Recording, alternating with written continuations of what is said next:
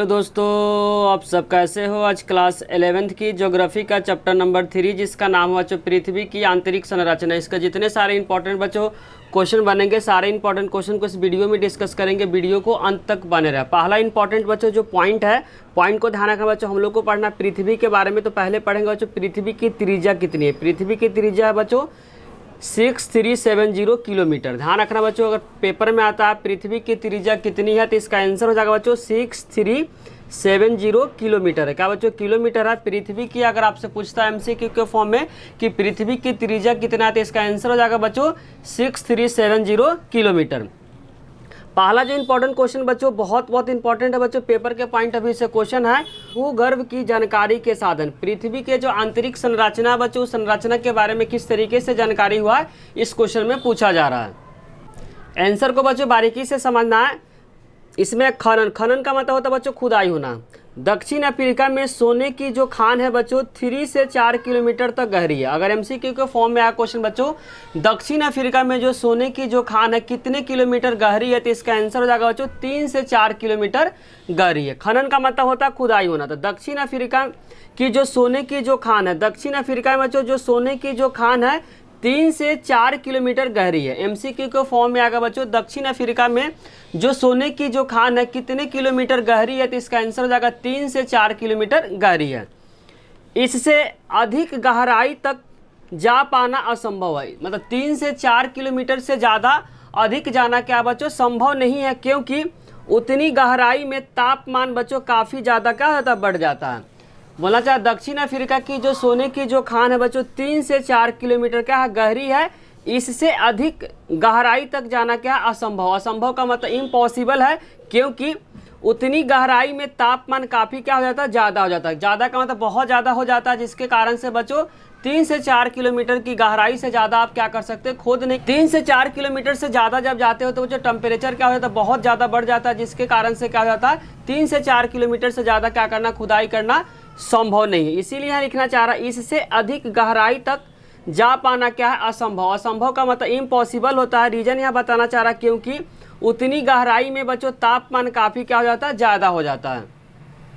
तो इसमें आपको 2 पॉइंट ध्यान रखना चाहिए। दक्षिण अफ्रीका में जो सोने की जो खान है 3 से 4 किलोमीटर गहराई तक है, उससे अधिक गहराई तक जाना संभव नहीं है, क्योंकि उतनी गहराई में तापमान काफ़ी ज़्यादा बढ़ जाता है। नेक्स्ट पॉइंट बच्चों खनन के अलावा, खनन का मतलब खुदाई के अलावा जो साइंटिस्ट है विभिन्न परियोजना मतलब विभिन्न प्लानिंग के द्वारा पृथ्वी के आंतरिक संरचना के छीनबीन कर रहा है। छीनबीन का मतलब कर रहा है बच्चों इसको छानबीन कर रहा है, मतलब इसको सर्च कर रहा है। इस लाइन को बच्चों ध्यान से समझना। खनन के अलावा मतलब खुदाई के अलावा जो वैज्ञानिक है, जो साइंटिस्ट है, विभिन्न परियोजना मतलब विभिन्न प्लानिंग के द्वारा पृथ्वी के जो भी आंतरिक संरचना को छीनबीन का मतलब होता है जांच पड़ताल क्या कर रहा है बच्चों, कर रहा है। खनन के अलावा जो वैज्ञानिक है बच्चों विभिन्न परियोजना के अलावा विभिन्न प्लानिंग के अनुसार पृथ्वी का जो आंतरिक संरचना के छीनबीन कर रहा है। छीनबीन का मतलब होता है बच्चों सर्चिंग कर रहा है कि किस तरीके से पृथ्वी के आंतरिक संरचना बच्चों खुदाई के खनन के अलावा और दूसरा कोई तरीका है जिसके द्वारा हम पृथ्वी के आंतरिक संरचना को क्या कर सकते हैं, समझ सकते हैं। खनन के अलावा बच्चों जो वैज्ञानिक है विभिन्न परियोजना विभिन्न प्लानिंग के द्वारा पृथ्वी के जो आंतरिक संरचना के क्या करे बच्चों, सर्चिंग करे, छीनबीन करे कि पृथ्वी की आंतरिक संरचना बच्चों खनन के अलावा दूसरा कोई कौन सा तरीका है जिसके द्वारा पृथ्वी की संरचना को क्या कर सकते हैं, समझ सकते हैं। नेक्स्ट पॉइंट बच्चों आज तक का सबसे बड़ा जो परिवेदन का मतलब ड्रिलिंग का मतलब होता है बच्चों खनन, जो आर्कटिक महासागर में कोला क्षेत्र में 12 किलोमीटर की गहराई तक किया गया है। बोलना चाह रहा आज तक का सबसे बड़ा जो ड्रिलिंग हुआ बच्चों, ड्रिलिंग का मतलब खनन होता है, कहाँ पे हुआ, आर्कटिक महासागर में कोला कोई क्षेत्र बच्चों, उस क्षेत्र में 12 किलोमीटर की गहराई तक क्या किया, खनन किया गया। खनन का मतलब खुदाई किया गया। आज तक का बच्चों सबसे बड़ा जो ड्रिलिंग है, ड्रिलिंग का मतलब खनन होता है, जो खुदाई होता है आर्कटिक महासागर में। कहाँ पे हुआ बच्चों, आर्कटिक महासागर के जो कोला क्षेत्र है उसमें क्या किया गया बच्चों, 12 किलोमीटर की गहराई तक खोदा गया हुआ। बहुत इंपॉर्टेंट लाइन है बच्चों, एमसीक्यू के लिए यहाँ से क्वेश्चन फ्रेम हो सकता है। क्वेश्चन में आएगा बच्चों दुनिया में सबसे ज़्यादा जो गहराई जो खोदा गया है वह कहाँ पे किया गया, कौन से महासागर में किया गया, तो आपको ध्यान रखना आर्कटिक महासागर के कोला क्षेत्र में 12 किलोमीटर गहराई तक खोदा गया। एमसीक्यू के फॉर्म में किस तरीके से क्वेश्चन आएगा बच्चों, दुनिया का कौन ऐसा जो महासागर है जिसमें 12 किलोमीटर की गहराई तक खोदा गया है, तो इसका आंसर हो जाएगा आर्कटिक महासागर। आर्कटिक महासागर के कौन से जगह में हुआ बच्चों, तो कोला क्षेत्र में 12 किलोमीटर की गहराई तक खोदा गया हुआ।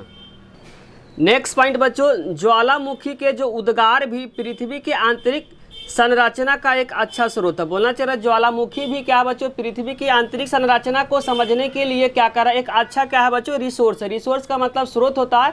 ज्वालामुखी जो उद्गार है बच्चों, ज्वालामुखी जो फटता है, जो होता है, जिसके कारण से पृथ्वी की संरचना को समझने का क्या एक अच्छा स्रोत है। तो बहुत सारे जो तरीके हैं बच्चों जिसके द्वारा पृथ्वी की संरचना को क्या कर सकते हैं, आप समझ सकते हैं। पहला क्या हो गया बच्चों, खुदाई हो गया। उसके अलावा खुदाई के अलावा बहुत ऐसे जो तरीके हैं जिसके द्वारा वैज्ञानिक क्या कर बच्चों, छानबीन कर रहे हैं। और तीसरा क्या बच्चों, ज्वालामुखी के उद्गार से पृथ्वी की संरचना को क्या कर सकते हैं, समझ सकते हैं। तो 3 तरीका यहाँ पे बताया गया बच्चों, 3 तरीके से क्या कर सकते हैं आप पृथ्वी की संरचना को समझ सकते हैं। पहला तो हो गया बच्चों खनन के द्वारा, दूसरा हो गया संरचना को समझने के लिए जो वैज्ञानिक है अलग अलग प्लानिंग कर रहे हैं, परियोजना कर रहे हैं, जिसके द्वारा क्या कर सकते हैं, पृथ्वी की आंतरिक संरचना को समझने के लिए छीनबीन कर रहा है। छीनबीन का मतलब जांच पड़ताल कर रहा है। और तीसरा क्या कारण है बच्चों, ज्वालामुखी का जो उद्गार है जिसके द्वारा पृथ्वी की संरचना को क्या कर सकते हैं, समझ सकते हैं। क्वेश्चन नंबर 2 बच्चों, भूकंप किसे कहते हैं, बहुत इंपॉर्टेंट है बच्चों। भूकंप किसे कहते हैं, तो भूकंप का जो अर्थ होता है बच्चों, पृथ्वी का कंपन। कंपन का मतलब क्या होता है, वाइब्रेट करना होता है। कंपन का मतलब होता है वाइब्रेट करना ही क्या कहलाता है बच्चों, भूकंप कहलाता है। भूकंप का अर्थ होता है पृथ्वी का कंपन। कंपन का मतलब होता है वाइब्रेट करना। यह एक प्राकृतिक घटना बच्चों। भूकंप क्या है, एक प्राकृतिक घटना है बच्चों। ऊर्जा के निकलने के कारण तरंग उत्पन्न होती है जो सभी दिशाओं में, बोलना चाह रहा बच्चों, पृथ्वी की आंतरिक संरचना में जब ऊर्जा का क्या होता है बच्चों, ऊर्जा जब निकलता है तो ऊर्जा सभी डायरेक्शन में, सभी दिशा में फैलता है, जिसके कारण से क्या होता है बच्चों, भूकंप महसूस होता है। बोलना ऊर्जा के निकलने के कारण जो पृथ्वी का जो आंतरिक संरचना बच्चों, आंतरिक संरचना में जो ऊर्जा क्या होता है, निकलता है। और ऊर्जा निकलने से के कारण क्या होता है बच्चों, सभी दिशाओं ऊर्जा निकलता है, जिसके कारण से क्या होता है, पृथ्वी पे कंपन क्या होती है, महसूस होती है। इसीलिए लिखना चाह रहा, ऊर्जा के निकलने के कारण जो तरंगे जो उत्पन्न होती है, ऊर्जा के निकलने से क्या होती है बच्चों, तरंगे उत्पन्न होती है जो सभी दिशाओं में क्या करती है, जाती है। बोलना चाह रहा, ऊर्जा के निकलने के कारण क्या होता है बच्चों, तरंगे उत्पन्न होती है जो सभी दिशाओं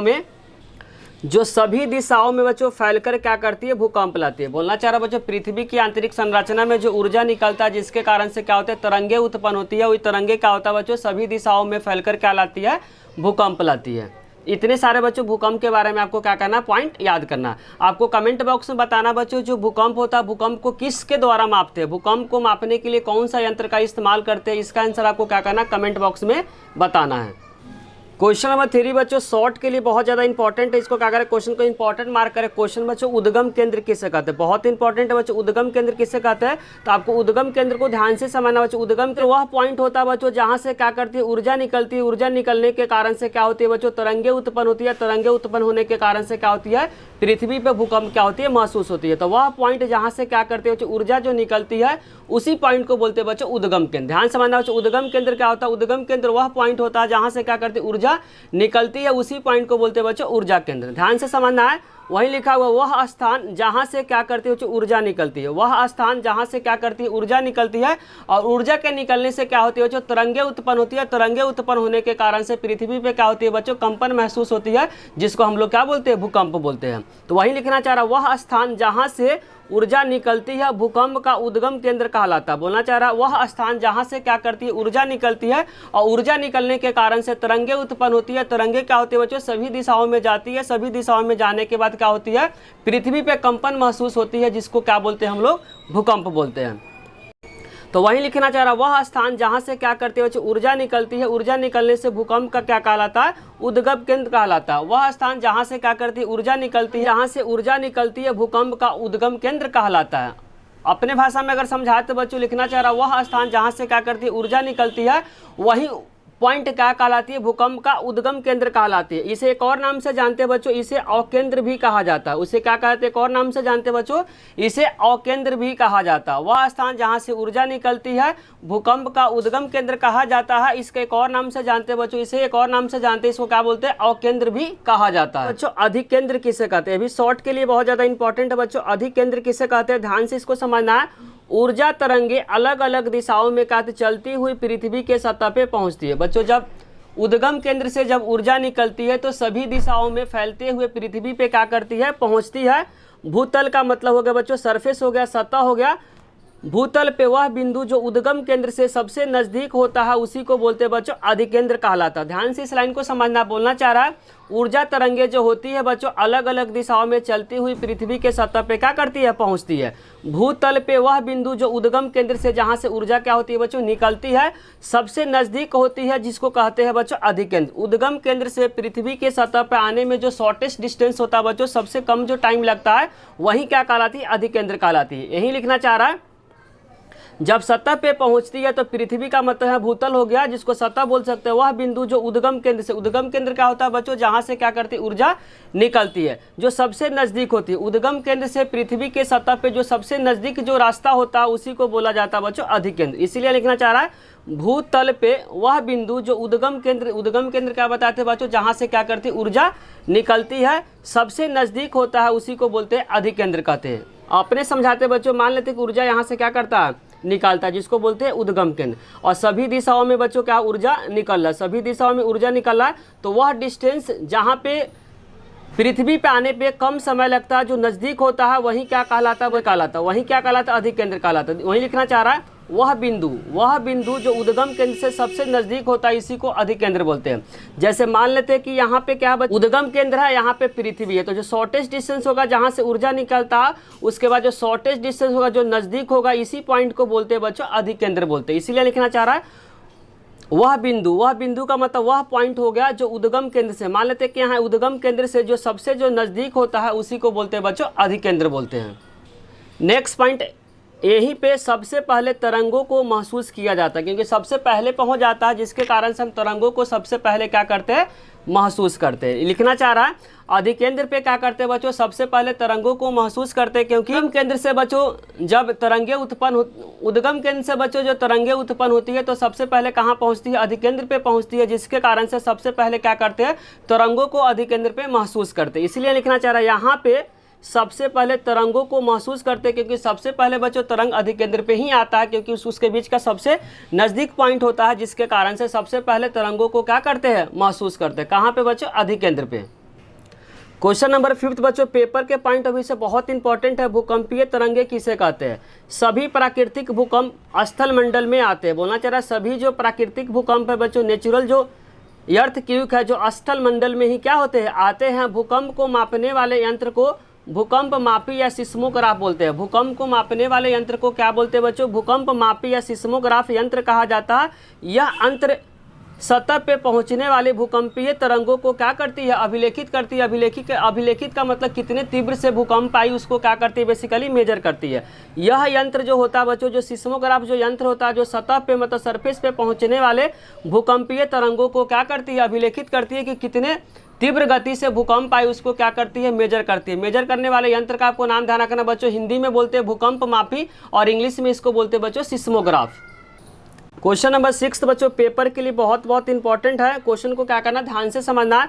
भूकंपीय तरंगे कितने प्रकार के होते हैं? भूकंपीय तरंगे बच्चों 2 प्रकार के होते हैं। पहले को बोलेंगे प्राथमिक तरंगे, जिसको बोलते हैं बच्चों पी तरंगे, किसको शॉर्ट में क्या बोलेंगे पी तरंगे। और द्वितीय तरंगे को बोलते हैं सेकेंडरी वेव होता है, जिसको बोलते हैं एस तरंगे। क्या बोलते हैं बच्चों, इस प्राथमिक तरंगे को बोलेंगे पी तरंगे। प्राथमिक तरंगे को क्या बोलेंगे पी तरंगे, जिसको प्राइमरी बोलते हैं इसीलिए पी तरंगे है। और जो द्वितीय तरंगे को बोल देंगे बच्चों एस तरंगे। अब दोनों में क्या पढ़ेंगे बच्चों डिफरेंस करेंगे, जो पेपर के लिए बहुत इंपॉर्टेंट है। तो ध्यान रखना भूकंपीय तरंगे बेसिकली बच्चों 2 प्रकार के होते हैं। पहले को बोलेंगे प्राथमिक तरंगे। प्राथमिक तरंगे के एक और नाम से जानते हैं बच्चों पी तरंगे। और दूसरा होता है द्वितीय तरंगे, जिसको बोलेंगे बच्चों एस तरंगे। क्वेश्चन नंबर 7 बच्चों बहुत इंपॉर्टेंट है बच्चों। इस क्वेश्चन को क्या करें इंपॉर्टेंट मार्क करें, आंसर को क्या करें बारीकी से समझने। पी तथा एस तरंगे में अंतर को लिखे। पी तथा एस तरंगे में बच्चों अंतर को बताना। तो पहले पढ़ेंगे बच्चों पी तरंगे, और पी तरंगे को बोलते हैं बच्चों प्राथमिक तरंगे। तो पहले पढ़ेंगे पी तरंगे के बारे में, उसके बाद पढ़ेंगे बच्चों एस तरंगे के बारे में। तो पहले पढ़ेंगे प्राथमिक तरंगे, जिसको बोलेंगे बच्चों पी तरंगे। तो पहला पॉइंट आपको ध्यान रखना, पी तरंगे को बोलते हैं बच्चों प्राथमिक तरंगे बोलते हैं। पी तरंगे को क्या बोलते हैं बच्चों प्राथमिक तरंगे बोलते हैं।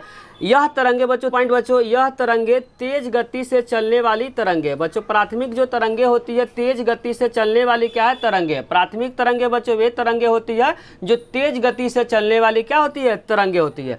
यह तरंगे धरातल पे सबसे पहले पहुंचती है। बोलना चाह रहा बच्चों उद्गम केंद्र से, क्योंकि बहुत ज़्यादा तेज चलती है जिसके कारण से उद्गम केंद्र से पृथ्वी पे आने में क्या लगती है बच्चों, सबसे पहले पहुंचती है, क्योंकि बहुत तीव्र गति से चलती है, तेज गति से चलती है, जिसके कारण से उद्गम केंद्र से धरातल पे बहुत जल्दी पहुँच जाती है। इसीलिए लिखना चाह रहा है यह तरंगे धरातल पे, उद्गम केंद्र से बच्चों धरातल पे सबसे पहले पहुँचती है, क्योंकि बच्चों तेज गति से चलती है। तो पहला ध्यान रखना, पी तरंगे को बोलते हैं बच्चों प्राथमिक तरंगे। यह तरंगे तेज गति से चलने वाली तरंगे है और यह तरंगे उद्गम केंद्र से धरातल पे बच्चों सबसे पहले पहुंचती है, क्योंकि यह तीव्र गति से चलती है। यह बच्चों ध्वनि तरंगे है। नेक्स्ट पॉइंट बच्चों, पी तरंगे किस तरीके के तरंगे बच्चों, ध्वनि तरंगे। पी तरंगे किस तरीके के तरंगे बच्चों, ध्वनि तरंगे है। नेक्स्ट पॉइंट बच्चों, यह तरंगे क्या करता है, ठोस में मतलब सॉलिड में, तरल का मतलब लिक्विड में और गैस तीनों से होकर क्या करती है, गुजरती है। बोलना चाह रहा बच्चों जो प्राथमिक तरंगे होती है वह ठोस, ठोस का मतलब सॉलिड होता है, तरल को बोलते हैं बच्चों द्रव, द्रव को क्या बोलते हैं, लिक्विड बोलते हैं, इसको गैस बोलते हैं, तीनों में क्या कर सकती है, गुजर सकती है। तो पी तरंगे के बारे में बच्चों जितने सारे पॉइंट को बताए कि रिकॉल कर देते हैं। प्राथमिक तरंग, पी तरंगे को बोलते हैं बच्चों प्राथमिक तरंगे। यह तरंगे तेज गति से चलने वाली तरंगे है, जिसके कारण से यह तरंगे उद्गम केंद्र से धरातल पे सबसे पहले पहुंच जाती है, क्योंकि यह बच्चों तीव्र गति से चलती है। यह ध्वनि तरंगे होती है। यह तरंगे बच्चों ठोस में, द्रव में और गैस तीनों से होकर क्या करती है, गुजरती है। इसके बाद हम लोग पढ़ेंगे बच्चों द्वितीय तरंगे के बारे में, जिसको बोलते हैं बच्चों एस तरंगे। द्वितीय तरंगे में बच्चों जिसको एस तरंगे बोलते हैं, इस क्या होता है बच्चों, एस तरंगे को बोलते हैं, यह द्वितीय तरंगे कहते हैं। एस तरंगे को बच्चों जो एस तरंग है, एस तरंग को दूसरा नाम क्या कहते हैं, द्वितीय तरंग कहते हैं। यह तरंगे धरातल पे कुछ समय के बाद पहुंचती है। बोलना चाह रहा बच्चों यह तरंगे बच्चों प्राथमिक तरंगे के बाद पहुंचती है, क्योंकि इसका जो गति होता है बच्चों प्राथमिक तरंगे से क्या होती है, कम होती है। इसीलिए लिखना चाह रहा है यह तरंगे धरातल पे कुछ समय के बाद पहुंचती है, क्योंकि बच्चों प्राथमिक तरंगे के रिस्पेक्ट में इसका जो स्पीड होता है, इसका गति जो होता है बच्चों कम होता है, जिसके कारण से यह तरंगे धरातल पे कुछ समय के बाद पहुंचती है। कुछ समय के बाद मतलब प्राथमिक तरंगे के बाद पहुंचती है। यह तरंगे केवल बच्चों ठोस, ठोस का मतलब सॉलिड होता है, ठोस का मतलब क्या होता है, सॉलिड पदार्थों से होकर क्या करती है, गुजरती है। यह तरंगे बच्चों केवल क्या करती है, ठोस पदार्थों से होकर गुजरती है, जबकि पी तरंगे क्या करती है बच्चों, ठोस, द्रव और लिक्विड तीनों से होकर क्या करती है, गुजरती है। यह तरंगे बच्चों समुद्री तरंगे जैसे होती है। तरंगे जो होती है बच्चों यह समुद्री तरंगे के जैसे होती है। जो बच्चों एस तरंगे जो होती है वह किस तरीके से होती है, तो समुद्री तरंगे के जैसे होती है। जबकि बच्चों पी तरंगे किस तरीके का होता है, वह ध्वनि तरंगे होते हैं। जबकि जो एस तरंगे होता है बच्चों वह समुद्री तरंगे होता है। तो द्वितीय तरंग के बारे में बच्चों आपको क्या क्या पॉइंट याद करना है। एस तरंग को बोलते हैं बच्चों द्वितीय तरंग। यह तरंग धरातल पे कुछ समय के बाद पहुंचती है, क्योंकि इसका जो गति होता है बच्चों प्राथमिक तरंगे से क्या होती है, कम होती है, जिसके कारण से उद्गम केंद्र से पृथ्वी पे आने में क्या होता है बच्चों, कुछ समय लगता है। किसके रिस्पेक्ट में बच्चों ज़्यादा समय लगता है, प्राथमिक तरंगे के रिस्पेक्ट में जो द्वितीय जो तरंगे होती है वो उद्गम केंद्र से पृथ्वी पे आने में क्या करती है, कुछ समय ज़्यादा लगती है, क्योंकि इसका जो गति होता है प्राथमिक तरंगे के रिस्पेक्ट में कम होती है, जिसके कारण से उद्गम केंद्र से पृथ्वी के धरातल पे आने में क्या करती है, कुछ समय ज़्यादा लेती है। यह तरंगे केवल बच्चों ठोस पदार्थों से होकर ही गुजरती है, और इस तरंगों को बोलते हैं बच्चों समुद्री तरंगे। बच्चों जिसमें लिखा हुआ भूकंपीय छाया क्षेत्र किसे कहते हैं, शॉर्ट के लिए बहुत इंपॉर्टेंट बच्चों क्वेश्चन में पूछा जा रहा है कि भूकंपीय छाया क्षेत्र किसे कहते हैं। ध्यान से आंसर को समझना है। भूकंप लेखी यंत्र जो होता है जिसको बोलते हैं बच्चों सिस्मोग्राफ। सिस्मोग्राफ क्या होता है, एक यंत्र होता है जिसके द्वारा क्या करते हैं, भूकंप को मापा जाता है। पर दूर दूर से आने वाले जो भूकंपीय जो तरंगे को क्या करती है, अभिलेखित करती है। जो सिस्मोग्राफ होता है बच्चों दूर दूर से जो आने वाली जो भूकंपीय जो तरंगे उसको क्या करती है, अभिलेखित करती है। इसमें यह बताया जाता है सिस्मोग्राफ में बच्चों कि कितने तेज से जो भूकंप की जो तीव्रता थी उसको क्या करती है, मेजर करती है।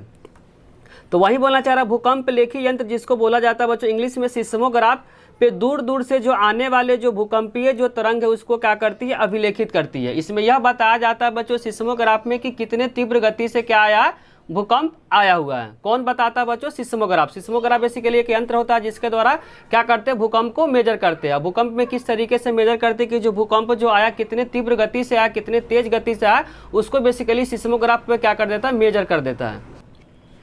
आगे लिखा हुआ लेकिन कुछ ऐसे भी क्षेत्र होते हैं जहां कोई भी भूकंपीय तरंग अभिलेखित नहीं होता। बहुत ऐसे जो क्षेत्र होता है जहां पे बच्चों जो सिस्मोग्राफ होता है, सिस्मोग्राफ पे किसी भी प्रकार का भूकंपीय जो तरंगे होते हैं वहां पे क्या होते हैं, जो सिस्मोग्राफ होता है उस सिस्मोग्राफ पे किसी भी प्रकार का उस पर अभिलेखित नहीं होता। किसी भी तरह के बच्चों जो तरंगे होता है उस पे शो नहीं कर पाता है। लेखी यंत्र जिसको बोला गया सिस्मोग्राफ, दूर दूर से आने वाले जो भूकंपीय तरंगे उसको अभिलेखित करती है कौन बच्चों, सिस्मोग्राफ। लेकिन कुछ ऐसे भी क्षेत्र होते हैं जहाँ पे बच्चों जो सिस्मोग्राफ होता है वो अभिलेखित नहीं कर पाती। बहुत ऐसे जो क्षेत्र होते हैं जहाँ पे बच्चों सिस्मोग्राफ को रखते हैं तो वहाँ पे किसी भी तरंगे को क्या करती है, शो नहीं कर पाती है। उसी क्षेत्र को बच्चों बोला जाता है भूकंपीय छाया क्षेत्र। ऐसा क्षेत्र जहाँ पे बच्चों जो सिस्मोग्राफ को रखते हैं वहाँ पे किसी भी प्रकार का जो भूकंपीय तरंगों को अभिलेखित नहीं कर पाती है, मेजर नहीं कर पाती है, शो नहीं कर पाती है कि कितने तीव्र गति से भूकंप आया, उसी क्षेत्र को बोला जाता है बच्चों भूकंपीय छाया क्षेत्र। ऐसे क्षेत्रों को ही बोला जाता है बच्चों भूकंपीय छाया क्षेत्र कहा जाता है। भूकंपीय छाया क्षेत्र को दोबारा से समझने बच्चों, कोई ऐसा क्षेत्र जहाँ पे अगर हम सिस्मोग्राफ को रखते हैं तो सिस्मोग्राफ जब रखते हैं तो इस तरह का जो किसी तरह का जो भूकंपीय तरंगों को क्या करती है, अभिलेखित नहीं कर पाती है, तो उसी क्षेत्र को बोला जाता है बच्चों भूकंपीय क्षेत्र। जनरली क्या होता है बच्चों, जिस क्षेत्र में भूकंप आती है अगर सिस्मोग्राफ को उसमें रखते हैं तो सिस्मोग्राफ पे क्या करती है, भूकंपीय तरंगे को क्या कर देती है, अभिलेखित कर देती है। लेकिन कुछ कुछ ऐसे भी क्षेत्र होते हैं जहाँ पे बच्चों सिस्मोग्राफ को रखते हैं तो उस क्षेत्र पे क्या करता है, किसी भी प्रकार का जो भूकंपीय तरंगों को क्या कर पाती है, अभिलेखित नहीं कर पाती है, तो उसी क्षेत्र को बोला जाता है बच्चों भूकंपीय छाया क्षेत्र। भूकंपीय छाया क्षेत्र वह क्षेत्र होता है जहाँ पे किसी भी प्रकार का जो सिस्मोग्राफ क्या करती है, किसी भी तरंगे को क्या करती है, अभिलेखित नहीं कर पाती है, रीड नहीं कर पाती है, मेजर नहीं कर पाती है, उसी क्षेत्र को बोला जाता है भूकंपीय छाया क्षेत्र। बचे हुए क्वेश्चन को बच्चों नेक्स्ट पार्ट में लेकर आएंगे। अगर बच्चों वीडियो अच्छी लगी तो लाइक, कमेंट और सब्सक्राइब करना चैनल को ना भूले। कोई भी डाउट हो तो कमेंट बॉक्स में जरूर लिखें। आप लोग का कमेंट ही बच्चों हम लोग को मोटिवेट करता है वीडियो बनाने के लिए। साथ साथ दोस्तों के साथ शेयर करना भी ना भूले। Thank you.